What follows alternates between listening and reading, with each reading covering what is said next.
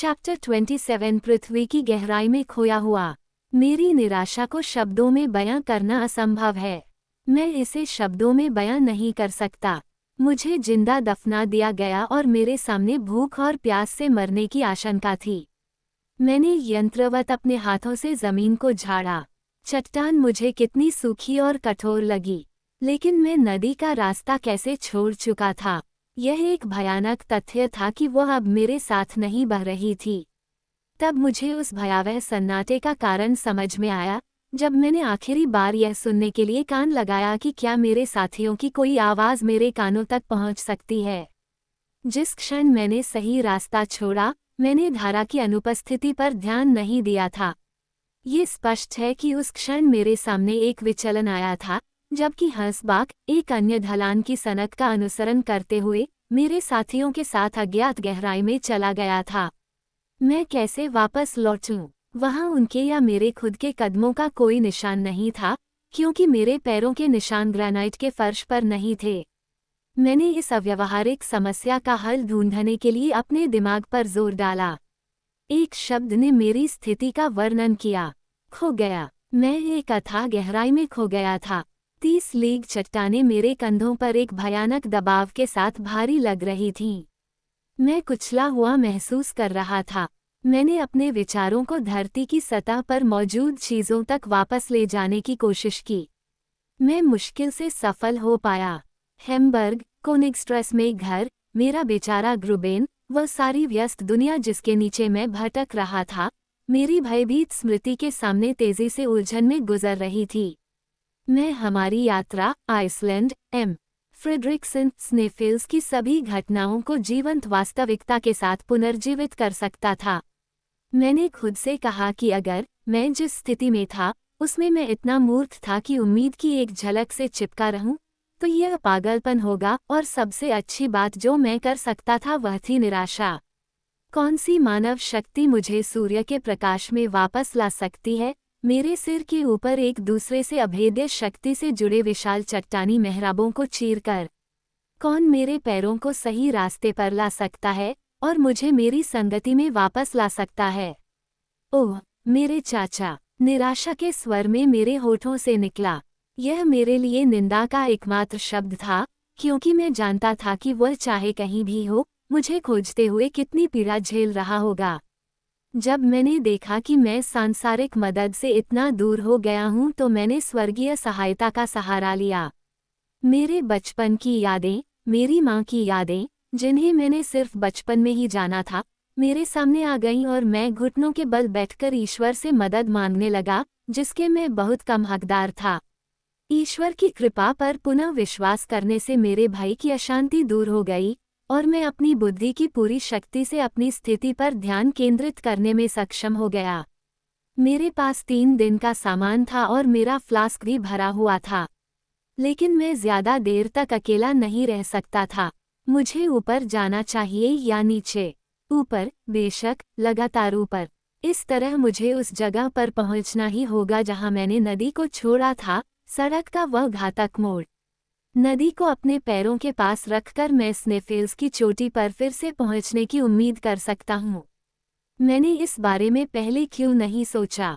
जाहिर है कि यहाँ सुरक्षा का मौका था। सबसे जरूरी काम हंसबाग के रास्ते को फिर से ढूंढना था। मैं उठा और अपनी लोहे की नुकीली छड़ी पर झुककर गैलरी में चढ़ गया।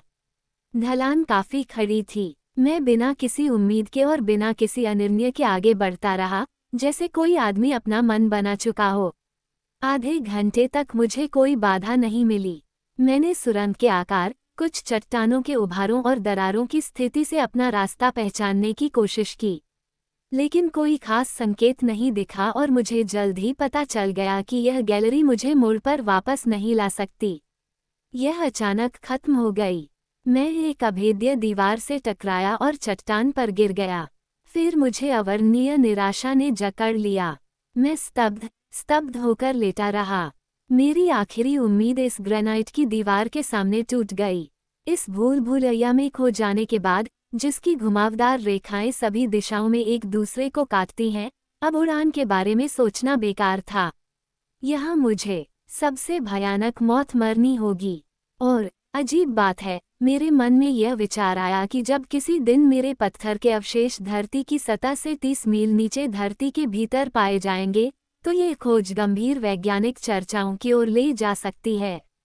मैंने जोर से बोलने की कोशिश की, लेकिन मेरे सूखे होठों से सिर्फ कर्कश आवाज ही निकल रही थी। मैं सांस लेने के लिए हौंफ रहा था। मेरी पीड़ा के बीच एक नया भय मुझ पर हावी हो गया। गिरते समय मेरा दीपक गलत दिशा में चला गया था। मैं उसे ठीक नहीं कर पाया और उसकी रोशनी फीकी पड़ गई थी और जल्द ही पूरी तरह से गायब हो जाएगी। मैं दर्द से देखता रहा कि तार की कुंडली में चमकती धारा कमजोर होती जा रही है। चलती हुई परछाइयों का एक धुंधला जुलूस धीरे धीरे अंधेरे दीवारों से नीचे की ओर फैल रहा था। मैं मुश्किल से एक पल के लिए भी अपनी आंखें बंद करने की हिम्मत कर पाया, इस डर से कि कहीं इस अनमोल रोशनी की एक छोटी सी झलक भी न खो जाए। हर पल ऐसा लग रहा था कि यह गायब होने वाली है और घना कालापन मेरे ऊपर हावी होने वाला है। एक आखिरी कांपती हुई किरण कमजोर ढंग से ऊपर उठी।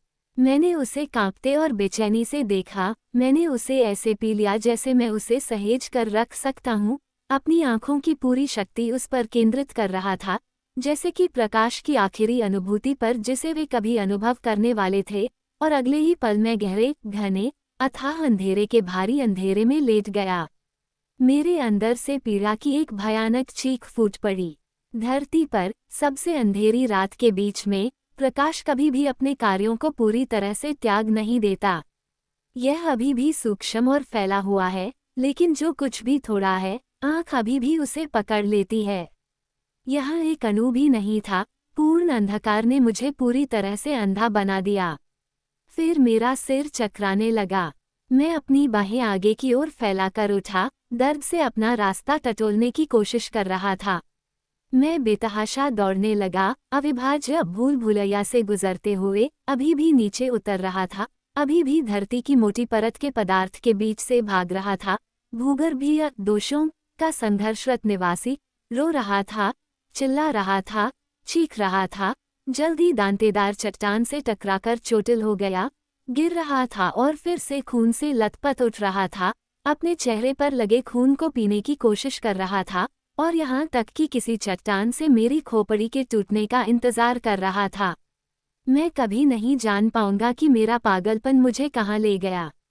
कुछ घंटों के बाद, निस्संदेह थककर मैं दीवार के नीचे एक बेजान गांठ की तरह गिर पड़ा और पूरी तरह से बेहोश हो गया।